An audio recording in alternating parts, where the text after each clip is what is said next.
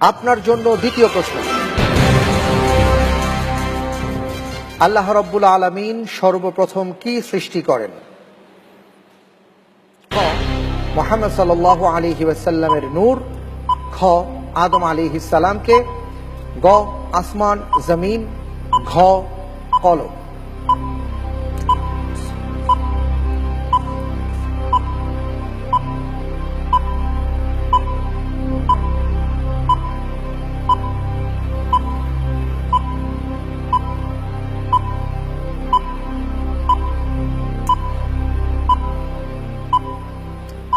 জি, আলহামদুলিল্লাহ। আল্লাহ সুবহানাহু ওয়া তাআলা পৃথিবীর সৃষ্টি জগতের মধ্যে সর্বপ্রথম কলম সৃষ্টি করেছেন।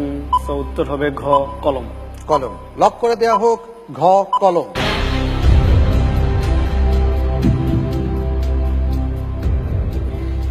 আপনি বলছেন কলম।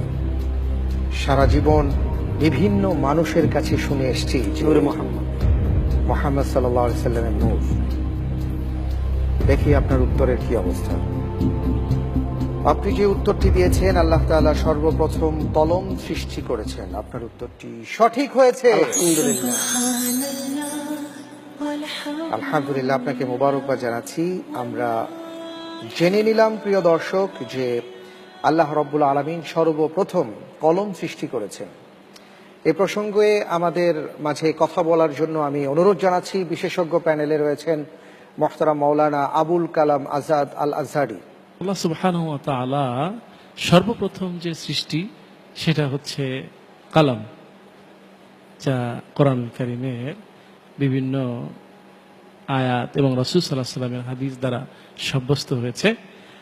আর আমরা যেটা ভুল জেনে থাকি সেটা হচ্ছে মুহাম্মদ সাল্লাল্লাহু আলাইহি ওয়াসাল্লামের নূর। আসলে এই কথাটা একটা প্রচলিত বেদআত। এর থেকে আমাদেরকে দূরে থাকা সকলেরই ইমানের দাবি যে আল্লাহ সুবহানাহু ওয়া তাআলা সর্বপ্রথম যেটা সৃষ্টি করেছেন সেটা হচ্ছে কলম। এটাই দালালাত করে যে আল্লাহ সুবহানাহু ওয়া তাআলা শিক্ষাকেই মানুষের সৃষ্টির আগেই শিক্ষাকে আল্লাহ প্রাধান্য দিয়েছেন।